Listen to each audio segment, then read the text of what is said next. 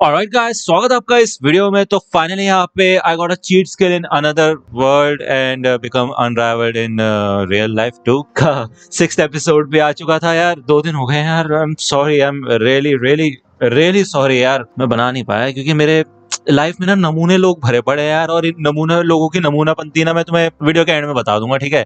अभी के लिए वीडियो शुरू कर लेते हैं। एपिसोड की शुरुआत में यहाँ पे हमें सेज की बुक का सीन दिखाया जाता है। जैसे कि आपको याद होगा लास्ट एपिसोड में ये लोग एक गुफा में आते हैं जहाँ पे इनको एक बुक मिलती है और साइड में एक कंकाल भी होता है। तो सेज, जो लोग सोच रहे हैं जिनको याद नहीं है, तो बेसिकली यूया जिस घर में यहाँ पे रहता है वो सेज नाम के आदमी का ही हुआ करता था। आपको पता ही होगी ये बात, है कि नहीं। तो बेसिकली ये बुक सेज की होती है। इसमें उसने ये सब लिखा होता है कि वो सब कुछ सीख गया था, मैजिक, मार्शल आर्ट्स और फेंस बनाना भी ऑफ कोर्स। इसके अलावा कुकिंग, सिंगिंग, पेंटिंग वगैरह उसने हर चीज को मास्टर कर लिया था वैसे देखा जाए तो। और इसके बाद जब तक वो जिंदा था तब तक उस समय वो भगवानों की दुनिया में चला गया था। मतलब वो हर चीज में इतना प्रो बन चुका था कि वो भगवानों की दुनिया में जा पाया था। और भले ही भगवानों ने खुद उसे ज्वाइन करने के लिए कहा था, लेकिन उसने ये इन्विटेशन डिक्लाइन कर दिया था। सेज यहाँ पे ये बताता है कि ये जो ताकत तुम्हारे पास है, एक दिन इंसान इसी ताकत से डरने लग जाएंगे और तुमसे भी डरने लग जाएंगे, जैसे वो मुझसे डरा करते थे।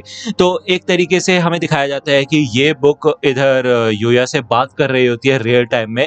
भले अभी यूया को समझ नहीं आ रहा है, लेकिन हाँ, वो उससे बात कर रही है। सेज यहाँ पे यही कहता है कि जब मैं ताकतवर बन गया तो मेरी जिंदगी काफी सुनसान हो गई थी, वीरान हो गई थी, कोई था नहीं मेरी जिंदगी में, और मैं नहीं चाहता कि तुम्हारा भी यही हश्र हो। यहाँ पे यूया यही सोचता है कि मैं ऐसा क्या कर सकता हूँ कि लोग मुझसे ना डरे। तभी यहाँ पे सेज की आवाज यूया को सुनाई देती है कि तुम ऐसे रिलेशनशिप बना सकते हो इंसानों के साथ जिन पे तुम भरोसा कर सकते हो, ऐसे दोस्त बना सकते हो तुम, ठीक है ना। तो यार यूया यही सोचता है। पहले तो उसके दोस्त भी नहीं हुआ करते थे, अभी थोड़े लोगों से जाके मिले हैं, तो इनमें वो कैसे पता कर सकता है कि किस पे वो भरोसा कर सकता है और किस पे नहीं कर सकता। सेज यही कहता है कि तो फिर तुम अपने हिसाब से लोगों से दोस्ती करो, और जो भी चीज तुम मुझसे जानना चाहते हो वो तुम मुझसे पूछ सकते हो, कोई भी चीज हो सकती है वो। तो जब यहाँ पे यूया थोड़ा सोचता है तो वो कहता है कि शायद जादू जादू सीखना चाहता हूँ मैं, उसके बारे में जानना चाहता हूँ। तो यहाँ पे सेज इस बुक के अंदर भाई जादू की सारी इंफॉर्मेशन डाल देता है, मैजिकल थ्योरी से रिलेटेड सब कुछ डाल देता है वो, जिससे कि यूया इस जादू को सीख पाए, ठीक है। सेज यहाँ पे ये बताता है कि तुम बाहर की दुनिया से आए हो, इस वजह से तुम्हारे अंदर कोई मैजिकल पाथवे नहीं है।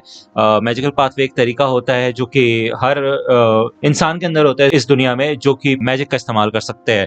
उसके लिए मैजिकल पाथवे होना जरूरी है। अब क्योंकि यूया तो बाहर से आया है, इस वजह से उसके अंदर ऐसी कोई ताकत नहीं है, लेकिन सेज उसे अपने मैजिकल पाथवेज दे देता है, लेकिन उसके लिए भी उसको कॉन्सेंट्रेट करने की जरूरत पड़ेगी। सेज उसे यही कहता है कि जो भी ताकत तुम्हें चाहिए उसके बारे में बस तुम सोचो और वो ताकत तुम्हें मिल जाएगी, ठीक है ना। और उसके साथ साथ उसका तुम्हें नाम भी रखना होगा और ये सारी चीजें। यहाँ पे यूया जब कॉन्सेंट्रेट करता है तो वो अपने मैजिकल पाथवे को कनेक्ट कर पाता है, जो पाथवे उसे सेज ने दिया होता है बेसिकली, ठीक है। वो यहाँ पे बाहर आता है और वो अपनी पावर का इस्तेमाल करने की कोशिश करता है। वो यहाँ पे सोचता है कि वो अपने हाथ से एक वाटर बॉल बनाएगा, जिसके बाद यहाँ पे एक वाटर बॉल बनने भी लग जाती है, ठीक है। और अब क्योंकि नाइट उसका पेट है तो उसके अंदर भी वही सारी पावर्स इस्तेमाल करने की ताकत आ जाती है, तो वो भी यहाँ पे वाटर बॉल बना पाता है। यहाँ पे वो इस वाटर बॉल को जब ट्री के ऊपर मार के देखता है तो भाई इससे काफी तगड़ा डैमेज होता है। यहाँ पे आसपास के पेड़ भी भाई ऐसे तैसे हो चुकी होती है उनकी, ठीक है ना। दूसरी ओर यहाँ पे हमें किंगडम का सीन दिखाया जाता है और इधर राजा होता है जो कि भाई चीफ से पूछता है उस लड़के के बारे में जिसने लेक्सिया को बचाया था। तो ये बताता है कि हाँ मैजेस्टी, हमने उसको ढूंढ लिया है, और जैसा कि लेक्सिया ने बताया था कि वो सबसे अंधेरी जगहों पे रहता है, और तभी लेक्सिया ने उसको प्रपोज कर दिया और शादी के लिए पूछ लिया। मैं भी काफी शॉक हो गया था, लेकिन ये बात यहाँ पे उसके मुंह से गलती से निकल जाती है। राजा कहता है क्या बोला तुमने? तो चीफ कहता है नहीं नहीं, ऐसा कुछ खास नहीं बोला।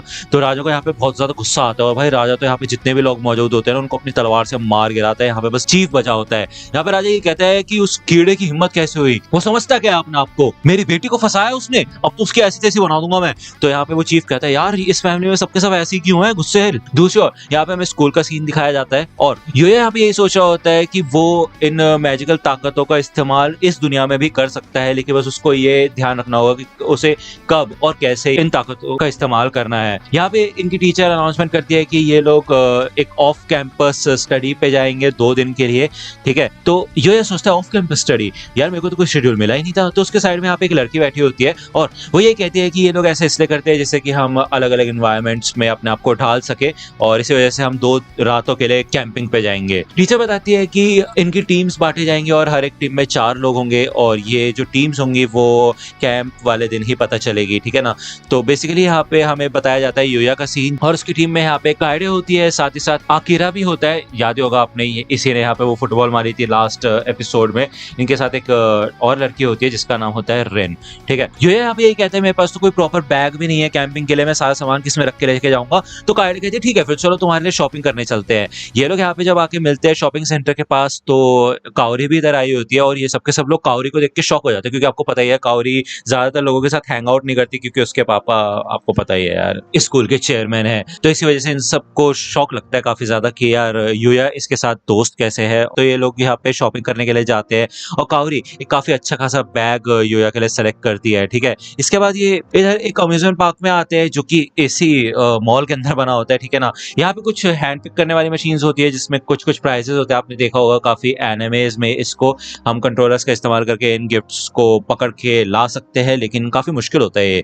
तो यहाँ पे यूया अपनी डिटेक्ट वीकनेस नाम की एक एबिलिटी का इस्तेमाल करता है, जिसकी मदद से वो इजीली यहाँ पे इन सारे प्राइजेस को जीत पाता है अपने दोस्तों के लिए, और उस वजह से उसके सारे दोस्त भी खुश हो जाते हैं। वो ये सोचता है कि फाइनली वो कुछ ऐसा कर पाया जिस वजह से उसके दोस्तों के चेहरे पे उसकी वजह से स्माइल आ पाई है। ठीक है, ये लोग यहाँ पे कैफे जाने के बारे में सोचते हैं, लेकिन यहाँ पे ये तीनों की तीनों लड़कियां ये डिसाइड करती है कि ये लोग फैशन वाले फ्लोर पे जाएंगी, जिससे कि यहाँ पे कुछ शॉपिंग कर पाए, जो कि होता है 13th फ्लोर। ठीक है, तो ये तीनों यहाँ से निकल जाती है, और दूसरी बार में दिखाया जाता है कि इधर कुछ शॉर्ट सर्किट टाइप हो रहा होता है। ओके, यहाँ पे ये तीनों के तीनों कैफे में होते हैं और अपना भाई एंजॉयमेंट कर रहे होते हैं, नॉर्मली बातचीत कर रहे होते हैं। तभी यहाँ पे फायर अलार्म बजता है, और हमें बताया जाता है कि इस बिल्डिंग में यहाँ पे आग लग चुकी है, और ये आग 7th फ्लोर तक पहुंच चुकी है। तो यहाँ पे जल्दी से जल्दी सबको निकाला जा रहा होता है। ये लोग सोचते हैं कि भाई वो तीनों की तीनों लड़कियां तो ऊपर है, उनको तो यार कौन बचाएगा बेसिकली। ये लोग जब सिक्योरिटी गार्ड से पूछते हैं तो भाई वो तो यही कहते हैं कि नहीं अभी यहाँ पे कोई लड़कियां वड़की नहीं है, बट उनको हमारे ऊपर छोड़ दो, तुम सब निकलो यहाँ से।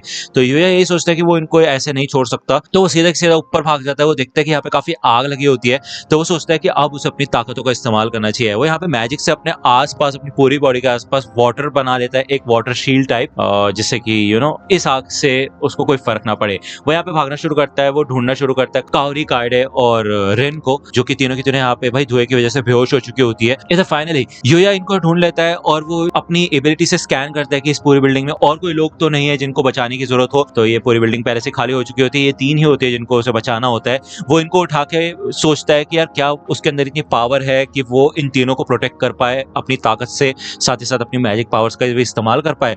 तो यार यहाँ पे उसको थोड़ा डाउट होता है अपनी एबिलिटी पे, लेकिन फिर भी यहाँ पे आग बढ़ने लग जाती है, ये रूफ वगैरह गिरने लग जाती है। तो वो देखता है कि यहाँ पे भाई आगे डेड एंड आ चुका होता है। इधर नीचे फायर फाइटर्स होते हैं जो कि आग को बुझाने की कोशिश कर रहे होते हैं। इधर ये लोग बोल रहे होते हैं फायर फाइटर्स से कि आप जाके हमारे दोस्तों को बचाइए, लेकिन ये लोग यही कहते हैं जब तक आग कंट्रोल में नहीं आ जाती तब तक हम ऐसा कुछ भी नहीं कर सकते, क्योंकि हमारी रेस्क्यू टीम के ऊपर भी खतरा हो जाएगा। यहाँ पे भाई यूया इस पूरी जमीन को शैटर करना शुरू कर देता है। भाई वो सारे फ्लोर से भाई तोड़ता तोड़ता नीचे आ जाता है 1st फ्लोर तक, और ये यहाँ पे सुरक्षित होते हैं तीनों के तीनों। फायर फाइटर्स भी देख के शॉक हो जाता है, भाई ये चल क्या रहा है। साथ ही साथ इसी बात के लिए यूया को डांट भी पड़ती है कि उसने ऐसा क्यों किया, अपनी जान खतरे में क्यों डाली।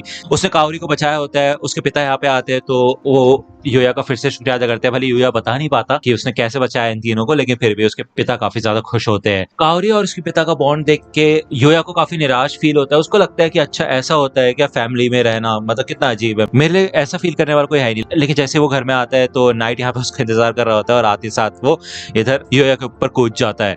दूसरी ओर यहाँ पे हमें दूसरी दुनिया का सीन दिखाया जाता है, जहाँ पे एक रैबिट जैसा क्रीचर होता है, और उसके ऊपर एक सॉर्सरर एरो से हमला कर रहा होता है। एक एरो केज बना देता है, या फिर मैं कहूँ बना देती है। ये एक सॉर्सरर होती है अच्छी खासी, ठीक है, जिसके पास काफी कमाल की ताकतें होती है। वो यहाँ पे इस रैबिट को कॉर्नर कर देती है, और रैबिट पूछता है कि तुम हो कौन, तुम्हें पता है ना इस दुनिया में मेरी कितनी वैल्यू है। तो यहाँ पे वो रैबिट देखता है कि इस लड़की के अंदर से करप्शन का ऑरा आ रहा होता है, और ये रैबिट यही कहता है कि जो तुम टेक्निक्स का इस्तेमाल कर रहे हो एरोस की, वो डिवाइन आर्चर की है। तो ये लड़की यहाँ पे यही कहती है मैं तुम्हें एक इन्विटेशन देने आई हूँ, मैं सब कुछ तबाह करना चाहती हूँ, इस दुनिया में सब कुछ खत्म कर दूंगी मैं, और इस दुनिया को कोई नहीं बचा सकता, क्योंकि इसमें बचाने जैसा कुछ है ही नहीं।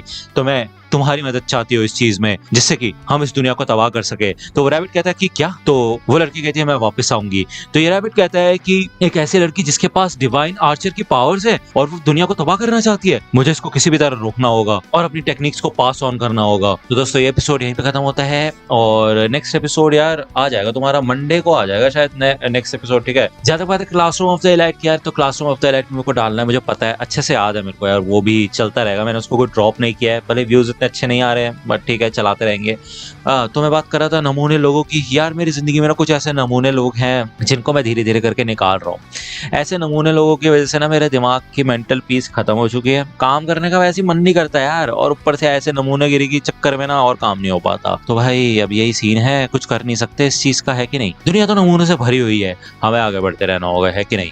तो यार इसी वजह से बस मैं क्या ही बताऊं, आज मैं टाल नहीं पाता वीडियो, बट वो तो तुम्हारे कमेंट्स पढ़ लिए मैंने, इतने प्यारे प्यारे सुंदर सुंदर कमेंट्स, मतलब मन कर जाता है कुछ करने का तुम्हारे लिए। तो इस वजह से यार अच्छा लगता है यार, कमेंट्स करते रहा करो और लाइक करो, सब्सक्राइब कर लो चैनल को अगर अभी तक नहीं किया तो। ठीक है, मिलता हूँ आपसे अगली वीडियो में, तब तक के लिए गुड बाय। तो दोस्तों आज की वीडियो के लिए सिर्फ इतना ही। आई होप कि आपको ये वीडियो पसंद आई होगी। अगर आपको ये वीडियो पसंद आई हो तो प्लीज लाइक कीजिए, अपने दोस्तों के साथ शेयर कीजिए और मेरे चैनल को सब्सक्राइब करना मत भूलिएगा। और अगर आप मुझे कांटेक्ट करना चाहते हैं तो आप मुझे इंस्टाग्राम पे कांटेक्ट कर सकते हैं। मेरे पेज की लिंक आपको डिस्क्रिप्शन में मिल जाएगी। मिलता हूं आपसे अगले वीडियो में, तब तक के लिए गुड बाय।